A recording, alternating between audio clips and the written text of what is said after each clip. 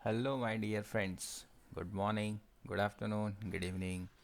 कैसे हैं आप सभी? All fine? Okay, so let's continue today's session. Before starting today's session, I just request you that just go through from the topic the what is the EMF of the battery. Okay, what is open circuit condition, याद कर लीजिए. Also, what we have learned in the last session of the Western Bridge, वो आप अच्छे से देख लीजिए. उसी के बाद हम आगे शुरू करेंगे. ओके, अगर इससे पहले आपने चालू किया तो शायद आपको समझ में नहीं आएगा. आज हम पढ़ने वाले हैं last topic of this chapter which is so called potentiometer. Okay, potentiometer क्यों डिज़ाइन किया गया है, कैसे डिज़ाइन किया गया है और उसका यूज़ क्या है, वो हम देखने वाले हैं. ओके, बट उससे पहले मैं आपको डिस्कस करना चाहता हूँ कि what is the problems when we are measuring the EMF of the battery. Okay, यानी कि पोटेंशियोमीटर की डिज़ाइन स्पेशली की गई है बैटरी के ईएमएफ, इंटरनल रेजिस्टेंस और दो बैटरी के ईएमएफ को कंपैरिजन करने के लिए. ठीक है, यानी कि पोटेंशियोमीटर की डिज़ाइन किसके लिए बनी गई है? बैटरी का ईएमएफ मेज़र करने के लिए, उसका इंटरनल रेजिस्टेंस मेज़र करने के लिए और दो अलग अलग बैटरी के ईएमएफ को कंपैरिजन करने के लिए. ठीक है, वो हम स्टेप बाय स्टेप देखेंगे. But what is the EMF of the battery and what is the terminal voltage of the battery, that you should keep in mind. Okay, तो सबसे पहले मैं आपको उसका फॉर्मूला याद करवाता हूँ और उसके ऊपर से हम प्रॉब्लम डिस्कस करते हैं और फिर आगे बढ़ते हैं धीरे धीरे. So formula of the terminal voltage of the battery V is equals to E और एप्सिलॉन माइनस IR. ओके, हर एक टर्म आपको पता है. This is the terminal voltage, this is the EMF of the battery, current passing through the battery, and internal resistance of the battery is small r. Okay, and at that time when we have learned the theory that I told you, when the current flowing through the battery is zero, if this is zero, okay, I is equals to 0, current flowing through the battery is 0, then we can say V is equals to E. It means the terminal voltage will equivalent to the EMF of the battery. Okay, whenever you join the battery, okay, with the external resistance, whatever is small or big, but always the current is flowing from the battery. Okay, and in that sense, when the current flowing through the battery, you cannot measure the EMF of the battery. Okay, so that is the problem number one. Whenever any object or any device is connected to the battery or between two terminal of the battery, it measures the terminal voltage. Okay, because the current flowing through the battery is not zero. Okay, if the current flowing through the battery is zero, then and then only we can measure the terminal EMF of the battery. Okay, so that is the primary thing which you should keep in mind. And when the I is equals to 0, it is called open circuit condition. वो हम देख चुके हैं. Okay, so that is the problem while you are measuring the EMF of the battery. So to measure the EMF of the battery, we have designed the potentiometer. ठीक है, okay, तो किस तरीके से ये डिज़ाइन की जाएगी ये समझिए. Potentiometer is a device which can obtain or where we can obtain the continuously changed potential difference between any 2 point which can measure also, यानी कि लगातार बदला जा सके और साथ साथ में मेज़र भी किया जा सके, ऐसा पोटेंशियल डिफरेंस हम क्रिएट कर सकते हैं पोटेंशियोमीटर का यूज़ करके. फिर से रिपीट करता हूँ मैं, लगातार बदला जा सके और मेज़र भी किया जा सके, ऐसा पोटेंशियल डिफरेंस हम क्रिएट कर सकते हैं. किससे? पोटेंशियोमीटर से. ओके, नाम से ही पता चल जाएगा, potentiometer which is capable to create potential and it can change, right. Principle, potential difference between any 2 point of the potentiometer or potentiometer wire is directly proportional to the distance between two wire or distance between two that point. Okay, यानी कि potentiometer का एक wire होगा, जैसा हमने metre bridge में देखा था 100 सेंटीमीटर लंबा वायर था, वैसे ही पोटेंशियोमीटर में 300 सेंटीमीटर लंबा वायर होता है. और वायर के ए पॉइंट यानी ज़ीरो से शुरू करते हुए जैसे जैसे उसके ऊपर आगे बढ़ जाते हो जॉकी की का यूज़ करके साइमल्टेनियसली, ओके, जैसा हमने वहाँ पे ये किया था, यहाँ पे भी जॉकी की को हम वायर के ऊपर रन करेंगे. ओके, और जैसे जैसे हम आगे बढ़ते जाएंगे लगातार, जैसे जैसे डिस्टेंस बढ़ता जाएगा तो वैसे वैसे उसके बीच में जो लेंथ है ऑक्यूपाइड वायर की वो बढ़ती जाएगी और उसी के साथ साथ पोटेंशियल डिफरेंस भी बढ़ता जाएगा. ठीक है, पता चला. ओके, अब ये है आपकी फिगर, पोटेंशियोमीटर की जनरल नॉर्मल फिगर है. ए और बी, ये जो ए बी वायर है वो एक लकड़ी के बोर्ड पर कनेक्शन दे दिया जाता है वायर को जिगजैग पैटर्न में. ठीक है, और स्केल लगा दी जाती है जिससे आप मेज़र कर सको वायर की लेंथ. ठीक है, ए और बी ऐसे टर्मिनल होते हैं जिस पर वायर कनेक्ट किया जा सके. तो ए के साथ आप देख सकते हो बैटरी, इंटरनल रेजिस्टेंस, की एंड रेजिस्टेंस बॉक्स, ये सिंबल के साथ इंडिकेट किया गया है.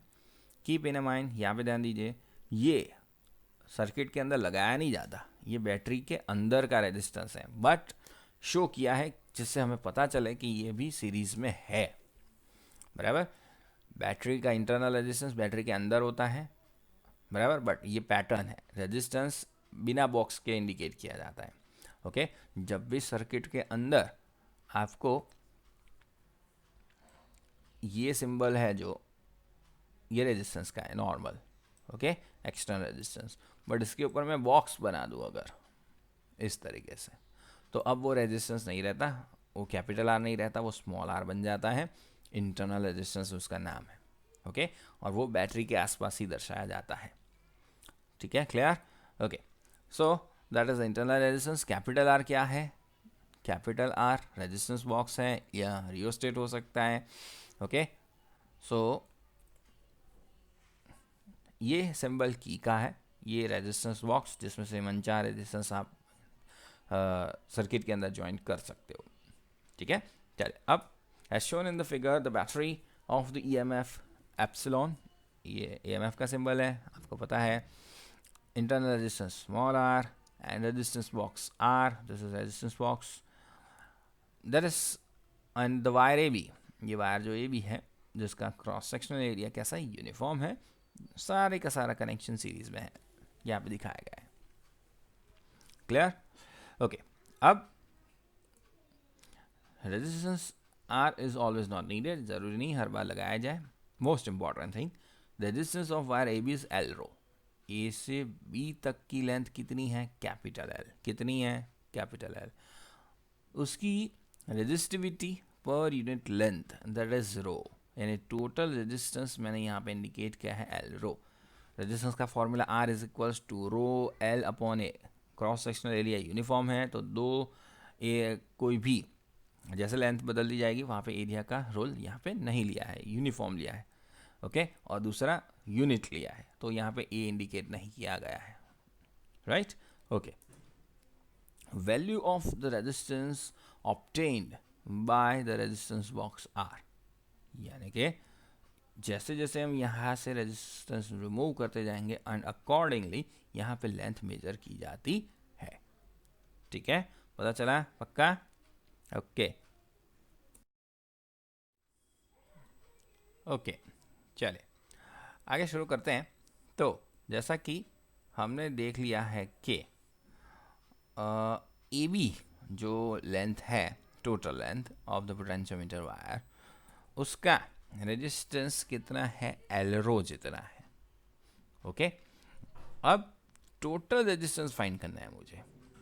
ओके, तो टोटल रेजिस्टेंस फाइंड करने के लिए सारे के सारे सीरीज में कनेक्शन है, यानी कि ए बी वायर का लेंथ का जो रेजिस्टेंस है वो, फिर रेजिस्टेंस बॉक्स का जितना रेजिस्टेंस है वो और इंटरनल रेजिस्टेंस है वो तीनों आप देख सकते हो यहाँ पे सीरीज में है। तो वो तीनों तीन का क्या होगा, एडिशन होगा। यहाँ पे देखिए R plus L rho plus R हुआ। आर क्या है, रेजिस्टेंस बॉक्स का रेजिस्टेंस है। L rho A B R length जो है उसका रेजिस्टेंस, टोटल लेंथ एल है यानी कैपिटल एल लिख दिया यहाँ पे। फिर R small R internal resistance है तो इंटरनल रेजिस्टेंस, तीनों तीन सीरीज में तो क्या कर दिया, एडिशन कर दिया। और करंट फाइंड करना है ये पूरे वायर में से कितना होगा, तो I is equal to V upon R, V is equal to I R, Ohm's law से वी, बट यहाँ पे क्या है E है तो E अपॉन आर। ठीक है, तो इस तरीके से मैंने क्या फाइंड कर दिया, current flowing through this wire मैंने यहाँ पे फाइंड कर दिया है। Okay, now if the length of the wire L AC, A से सी तक मैंने नल पॉइंट फाइंड किया। ओके, ए से सी तक की लेंथ स्मॉल एल है, यहाँ पे आई जैसा लग रहा है but it is printing mistake, यहाँ पे एल है, so that is rho L. पूरे वायर की कैपिटल एल तो ए से सी तक की स्मॉल एल तो रो एल। ओके, अब पोटेंशियल डिफरेंस इतना यानी कि ए से सी तक का कितना होगा ये देखिए, तो V A C is equals to I R, total wire में से कितना करंट फ्लो हो रहा है वो हमें पता है, बराबर। ओके, आई का फॉर्मूला पता है, रेजिस्टेंस ऑफ द एसी वो कितना होगा वो भी पता है। ओके, तो वी से ए से सी तक का पोटेंशियल डिफरेंस कितना होगा वो भी मुझे पता चल जाएगा। कैसे, V is equal to I R पे से। सो यहाँ पे मैं क्या लिख सकता हूँ, वी ए सी यानी ए से सी तक की लेंथ कितनी है एल, सो मैंने यहाँ पे लिख दिया एल। ओके, और इसको इंडिकेट करते हैं लेट इट ई एल से। Okay, so that is equal to I R, I but R is equal to rho into small L, क्यों, यहाँ तक की लेंथ कितनी है, स्मॉल एल है। Okay, simple. अब आई की वैल्यू ऊपर से प्लेस कर देंगे यहाँ पे, so E L is equals to E rho L and denominator as it is. तो we have place the value of I in this equation, right. तो यहाँ पे अब मेरे पास इक्वेशन तैयार हो गया। यहाँ पे देख सकते हो ब्रैकेट वाली हर एक टर्म क्या है, कांस्टेंट है। तो पोटेंशियल डिफरेंस या ईएमएफ है वो डायरेक्टली प्रोपोर्शनल लेंथ हो गया। ओके, सो ये जो कांस्टेंट टर्म है उसको मैंने फाई से इंडिकेट कर दिया। E of L is equal to, you can say V, E is equal to V formula जैसे हमने बताया, और दैट इज इक्वल टू हमने जो डिराइव किया उसमें कांस्टेंट टर्म को मैंने फाई बोल दिया और वेरिएबल टर्म है एल। जैसे जैसे लेंथ बढ़ती जाएगी वैसे वैसे पोटेंशियल डिफरेंस बढ़ता जाएगा। अब यहाँ पे फाई भी बोलते हैं, के भी बोलते हैं और सिग्मा भी बोलते हैं, अलग अलग रेफरेंस बुक में अलग अलग होता है। सो वेयर फाई, सिग्मा और के इज कॉल्ड पोटेंशियल ग्रेडियंट। उसका नाम बहुत ध्यान से याद रखना है, potential gradient. What is the potential gradient, okay, और वो 2-3 बार पूछा भी जा चुका है, so keep in mind this one, right। so potential gradient का फॉर्मूला क्या है, you can say the E rho upon L rho plus R, एक बार कैपिटल एक बार स्मॉल, ठीक है। Capital R outer resistance, small R internal resistance, ठीक है। सो प्रिंसिपल अगेन जो आगे लिखा था वही लिखा है, पोटेंशियल डिफरेंस बिटवीन 2 पॉइंट और एनी 2 पॉइंट, जैसे ए सी है वो कोई भी हो सकता है, that is directly proportional to the length, ठीक है। और पोटेंशियल ग्रेडियंट का फॉर्मूला यानी कि unit volt per metre, okay, and the dimensional formula you can say that m1 l1 t - 3 - 1, याद रखना है ध्यान से, क्लियर। ओके, चलिए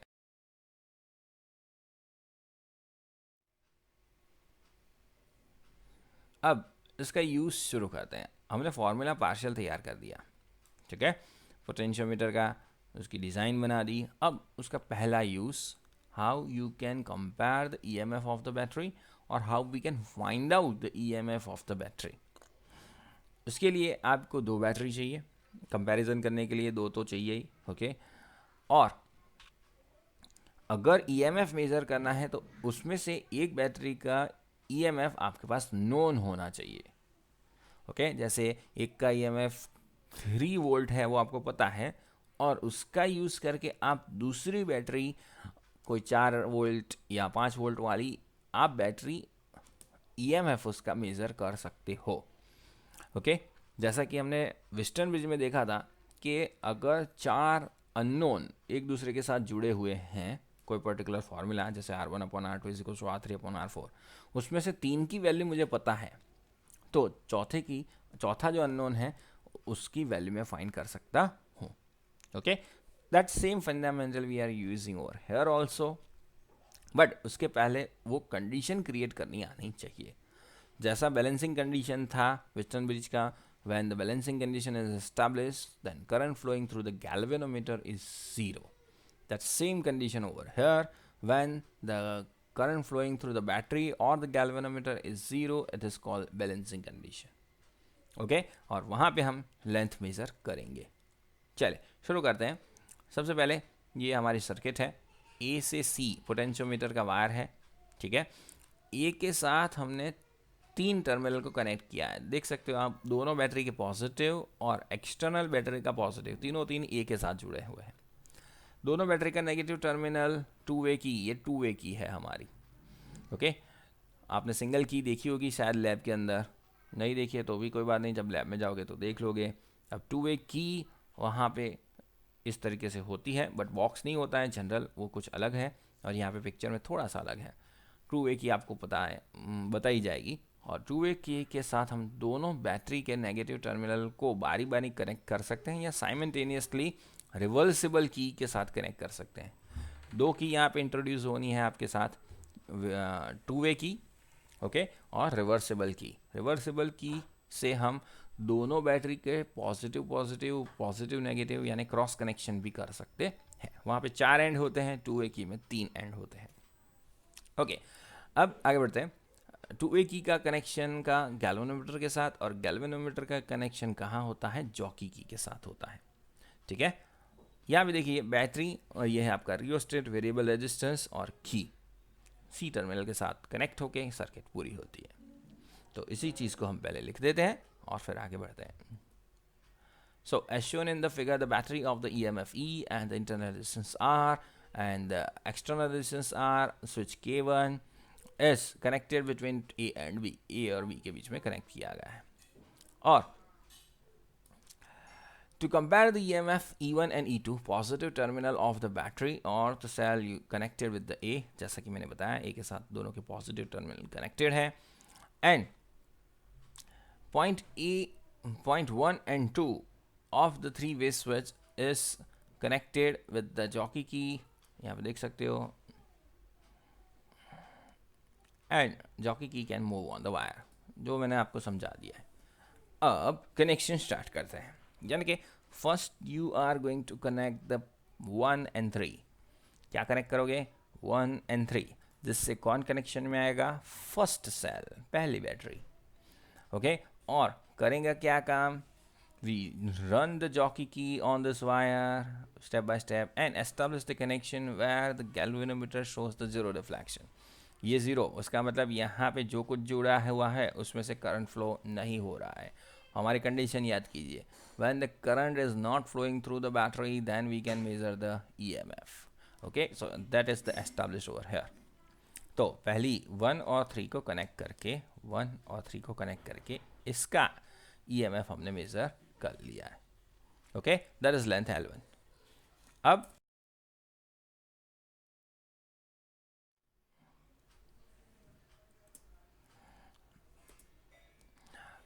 किरचॉफ लॉ का इस्तेमाल करते हैं, ठीक है।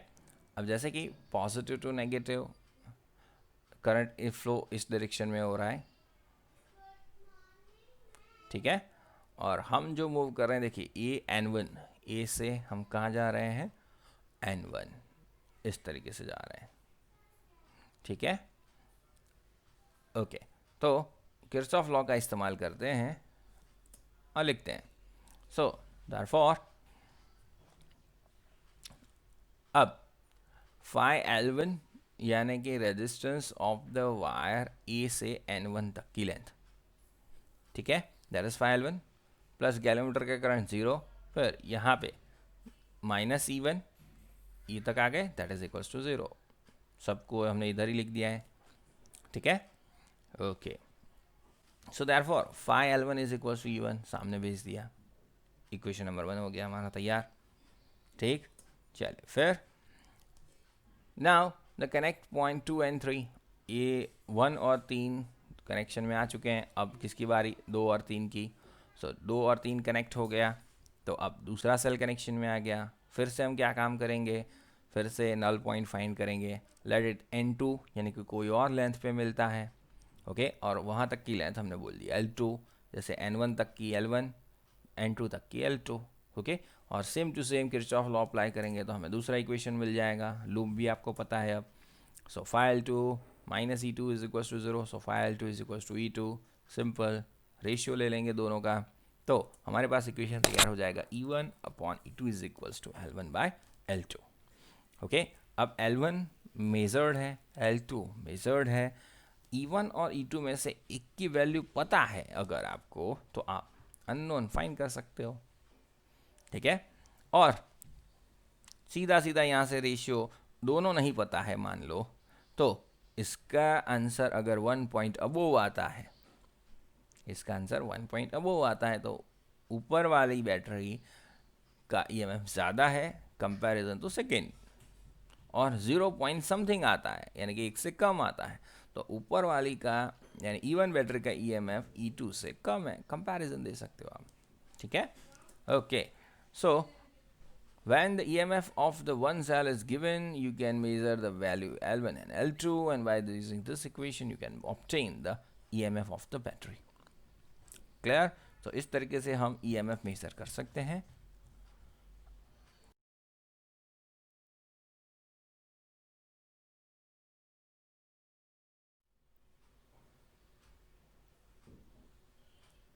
चलिए इंपॉर्टेंट पॉइंट देखिए, by using the potential difference of very small you can measure, यानी कि पोटेंशियोमीटर की खासियत क्या है कि बहुत ही छोटा सा पोटेंशियल डिफरेंस जो भी है वो लेंथ के साथ बदल के मेजर किया जा सकता है।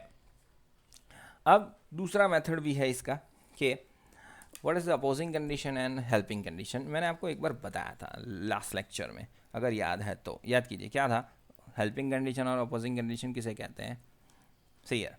अगर बैटरी के पॉजिटिव टर्मिनल और नेगेटिव टर्मिनल, जैसे ये एक बैटरी हो गई, ये इसका पॉजिटिव है और इसका नेगेटिव है, ओके। अब इसके साथ मैं दूसरा पॉजिटिव टर्मिनल ज्वाइंट करता हूँ इस तरीके से, तो पॉजिटिव नेगेटिव के साथ, नेगेटिव पॉजिटिव के साथ कनेक्ट हुआ, तो this is called helping condition, okay. और अगर मैंने बैटरी को कुछ इस तरीके से ज्वाइन किया कि दोनों पॉजिटिव पॉजिटिव कनेक्ट कर दिए बैटरी के, और नेगेटिव नेगेटिव कनेक्ट कर दिए इस तरीके से, positive negative positive negative, so two positive terminal of the battery, two negative terminal of the battery is connected, that is called opposing condition. Positive positive को सपोर्ट नहीं करता, रिपेल करता है। पॉजिटिव किसे सपोर्ट करेगा, नेगेटिव को, okay. So that is called helping condition and opposing condition. तो जैसे आपने L1 और L2 लेंथ मेजर की, वैसे अब क्या करोगे, वहाँ पे हमने इंडिविजुअल बैटरी को कनेक्ट किया था, यानी इंडिविजुअल पहली बैटरी कनेक्शन में ली, फिर दूसरी। अब क्या करते हैं, साइमल्टेनियसली दोनों कनेक्ट करते हैं, तो दोनों कनेक्शन इधर they can in helping condition और opposing condition.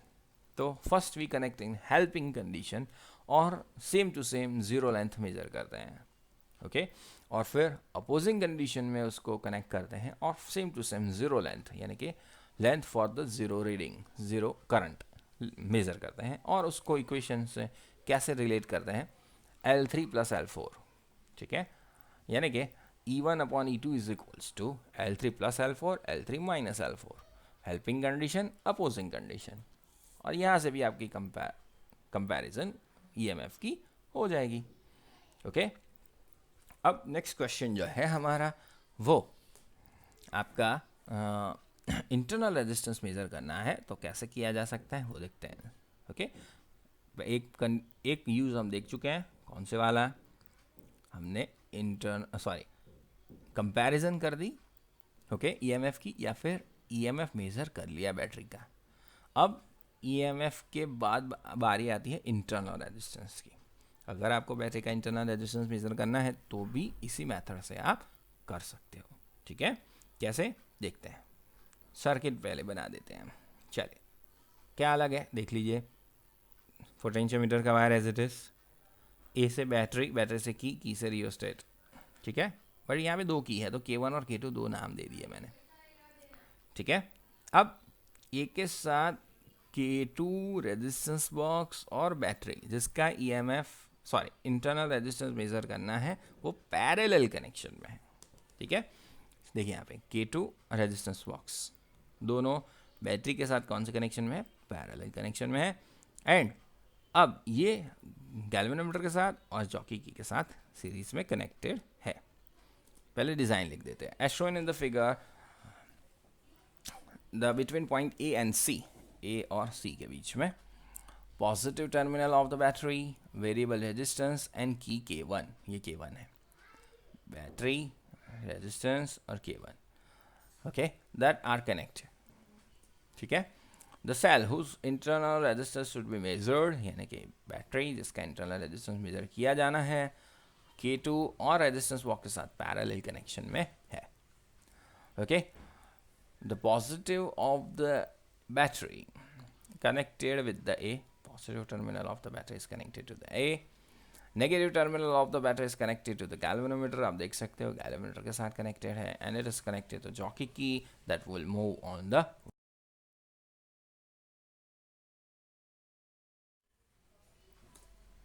okay, when K2 is open, आपको K2 को क्या करना है, ओपन। K2 कहाँ थी, इंटरनल रेजिस्टेंस जिसका मेजर करना है वहाँ थी, ओके, वो खुली रखनी है पहले, ओके। K2 ओपन है, उसका मतलब क्या है, उसका मतलब क्या हुआ कि वो वहाँ से करंट फ्लो नहीं हो रहा है, ठीक है, आपकी आउटर सर्किट में से ही करंट फ्लो हो रहा है, ठीक है। अब ध्यान से समझिए कि जब K2 ओपन है तब पहले आपकी बैटरी का EMF मेजर हो जाएगा, ठीक है, और उसके बाद जब K2 क्लोज होगी तब बैटरी के अंदर से करंट पास होगा और अब वहाँ पे उसका रेजिस्टेंस मेजर करेंगे same to same Wheatstone bridge वाली मेथड से, ठीक है, अननोन रेजिस्टेंस वाली। चलिए, सो अब आपको क्या मिल गया, K2 ओपन है तब zero reflection of the galvanometer, let it N1 point है वो आपका, और AN1 को L1 बोल दिया, and that EMF E is equal to 5L1, हमारे पास ओपन सर्किट कंडीशन की फॉर्मूला है ही तैयार आगे से, ठीक है। सो अब क्या किया जाएगा, K2 को क्लोज किया जाएगा और करंट फिर से जब जीरो कंडीशन शो करेगा गैल्वेनोमीटर के अंदर, अब दूसरी लेंथ L2 को मेजर करेंगे और उसको बोल देते हैं AN2। When K2 is closed, current will pass through the resistance box R also with the battery and let the null point which is we get on the wire, that is AN2 is equals to L2, ठीक है। चलिए अब देखिए ध्यान से समझना, V is a terminal voltage of the battery। Second case में हमने जो मेजर किया वो टर्मिनल वोल्टेज थे, फर्स्ट केस में मेजर किया वो EMF था, ठीक है। तो अब V is equals to 5L2, दूसरी लेंथ, पहले हमने क्या फाइंड किया था, E फाइंड किया था, EMF था वो, ठीक है, बैटरी से करंट पास नहीं हो रहा था तब, ठीक है, तो उसको E बोलते हैं, जब पास होता है तो V बोलते हैं। अब दोनों को रेशियो ले लेते हैं, okay, so E upon V is equal to 5 I cut, so that is L1 by L2। अब E का फॉर्मूला क्या है, E is equal to IR plus R, ठीक है, ओके, तो उसी को यहाँ पे रख देते हैं और V is equal to formula है IR, चलिए रख दीजिए, तो IR plus R upon IR, I cut, so R plus R is equals to R plus R upon R is equals to L1 plus L2। अब तो क्या है, खाली आपको स्मॉल r को सब्जेक्ट बनाना है यहाँ से, okay, that is normal mathematical exercise. Individual denominator दे दिया, 1 प्लस R अपॉन R हो गया, सामने भेज दिया, सब्जेक्ट बना दिया, ओके, और फिर इंडिविजुअल डिनोमीटर दे दिया, so R is equal to R into L1 minus L2 upon L2, R is equal to R L1 by L2 minus 1, ठीक है। अब एडवांटेज क्या है इसका, ये देख लीजिए, advantage of the potentiometer is such that the current do not go through, okay, battery whose internal resistance all is measured and it will not affected of the internal resistance. यानी कि जिस battery का internal resistance measure करना है उसमें से current pass नहीं होता है तो वो इफेक्ट नहीं करता है. Okay, that is the major benefit of this method or potentiometer. Okay, so here we have discussed two uses of the potentiometer. First we have discussed the problem. Okay, potentiometer हमें क्यों बनाना पड़ा. Normal volt meter से हम measure नहीं कर सकते हैं. क्यों? करंट ज़ीरो नहीं होता है. फिर हमने डिज़ाइन बनाई स्पेशली पोटेंशियोमीटर की. पोटेंशियल ग्रेडियंट का फॉर्मूला तैयार किया, उसे करंट सेंसिटिविटी भी कहते हैं. Mind it out, potential gradient को. ओके, गैल्वेनोमीटर की करंट सेंसिटिविटी के से, सिग्मा से या फिर फाई से उसे इंडिकेट किया जाता है. ओके, फॉर्मूला क्या था? E rho upon L rho plus R, एक बार कैपिटल एक बार स्मॉल. ठीक, okay, that is current sensitivity. पूरी फार्मूला तैयार कर ली, डिज़ाइन तैयार कर ली, प्रिंसिपल तैयार कर लिया. उसके ऊपर से पहला यूज़ हमने देखा कि how we can compare the EMF of the two different battery by potentiometer. And if we know the EMF of the battery of any one, then we can find out the another one. उसके बाद हमने internal resistance find किया. ठीक है, दोनों use तैयार और यहाँ पे आपका चैप्टर पूरा होता है. ठीक है, 1 to 7 नंबर तक की एक्सरसाइज के न्यूमेरिकल मैंने PDF में भेजे हुए हैं. बहुत इजी है, यहाँ पे 2 या 3 मैं लेता हूँ.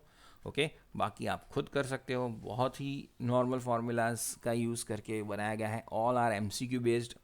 ठीक है, क्वेश्चन आप नहीं कह सकते, MCQ टाइप ही सारे के सारे न्यूमेरिकल्स हैं.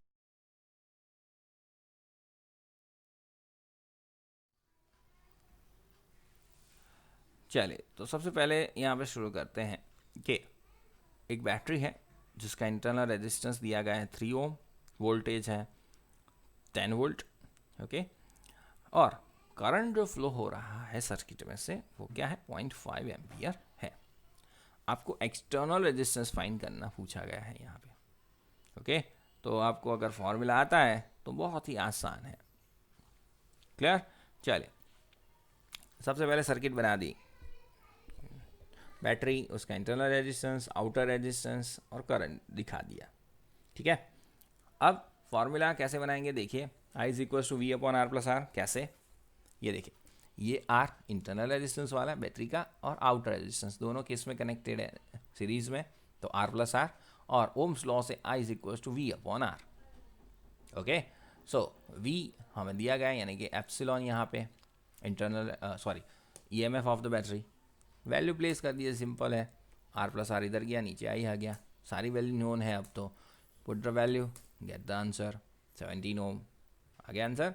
ओके, E 10 दिया था, I 0.5, R 3, सबको दिया हुआ है. अब terminal voltage of the battery V is equal to IR. ठीक है, so that is equal to I की फॉर्मूला दोनों प्लेस कर दिया हमने. R प्लेस कर दिया, ले आए. करंट दिया हुआ है IR से हमें क्या मिलता है? Terminal voltage 8.5 volt. EMF दिया गया था, समझ रहे हो? तो EMF 10 वोल्ट था, बट इंटरनल रेजिस्टेंस 3 ओम में से पास आउट होकर हमें जो मिला वो तो कितना मिला? 8.5 वोल्ट ही मिला. पता चला? ओके, चलिए दूसरा देखते हैं. 2, 4, 5 are connected in parallel connection. ठीक है, और 20 वोल्ट की एक बैटरी जो जिसका इंटरनल रेजिस्टेंस नेग्लिजिबल है. Key point small r equals to 0. इधर अगर नहीं बोला होता, दिया होता तो इसकी तरह हम कैलकुलेट करते हैं, बट यहाँ पे बोल दिया है तो हम नहीं लेंगे. और पैरेलल कनेक्शन का फॉर्मूला क्या है? 1/r is equal to 1/r1, R2, R3 जितने भी कनेक्टेड है. Okay, quite simple. सो 1/r1, 1/r2, 1/r3 सबको क्या कर देंगे? वैल्यू दी गई है, जोड़ देंगे, LC ले लेंगे, उल्टा कर देंगे, आंसर. ठीक है, चलिए अब पैरेलल कनेक्शन की फिगर प्लॉट कर दी. पैरेलल कनेक्शन की फिगर प्लॉट करके आप क्या कर सकते हो? इंडिविजुअल केस में करंट फाइंड कर सकते हो. आई इज इक्वल टू ई या वी अपॉन आर से, ठीक है। ई कितना दिया है 20, इसका रेजिस्टेंस कितना है 2, 10 एम्पियर उसके अंदर से पास हो रहा है, उसी तरीके से दूसरा और उसी तरीके से तीसरा, तीनों को जोड़ दोगे I1 I2 I3 तो क्या हो जाएगा टोटल करंट I। ऐसे नहीं फाइंड करना है तो किरचॉफ लॉ से फाइंड कर लो, किरचॉफ लॉ से sigma I equals to 0, I minus सारे के सारे दैट इक्वल्स टू 0, सारी वैल्यू हमारे पास है, I आ जाएगा, ठीक है।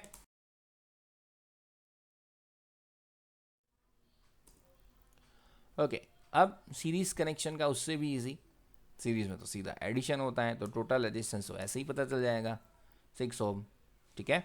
फिर करंट, करंट में भी simple, V I is equal to V upon R, V दिया हुआ है 12 वोल्ट, आर लिया है 6, आई हो गया 2, ओके। और फिर V is equal to I R पे से हम हर एक ब्रांच का क्या फाइंड कर सकते हैं, वोल्टेज फाइंड कर सकते हैं, ठीक है। यहाँ पे करंट फाइंड करना नहीं है, total current through the circuit in series connection is equal, ठीक है। वो फंडामेंटल है, वो याद है तो यहाँ पे सीधा आ जाएगा, नहीं तो फॉर्मूला आता है तो भी आ जाएगा, ठीक है। So here the ending of the today session, और मैंने चार न्यूमेरिकल जो पीडीएफ में दिए गए हैं वो देख लेना, ओके। और नेक्स्ट जब मैं बोर्ड पे सेशन लूँगा तब मैं आपको एक इम्पॉर्टेंट मेथड सिखा दूँगा जो एक आपको एक्सरसाइज में है और एक लास्ट सेशन में है, complex method, okay. But Kirchhoff law का थोड़ा प्रैक्टिस हो जाएगा और उसमें हम करेंगे, समझाऊंगा तो आपको वो फार्मूला का यूज़ करके इजीली कैलकुलेशन करना आ जाएगा आपको। बाकी किरचॉफ लॉ और जो आप लीनियर इक्वेशन का सॉल्यूशन जो फाइंड करते हो उस मेथड से जाओगे तो थोड़ा लंबा मेथड है, मैं आपको लॉजिकल और इजी मेथड सिखा दूंगा नेक्स्ट टाइम तक, ठीक है। Okay till then take care, bye bye.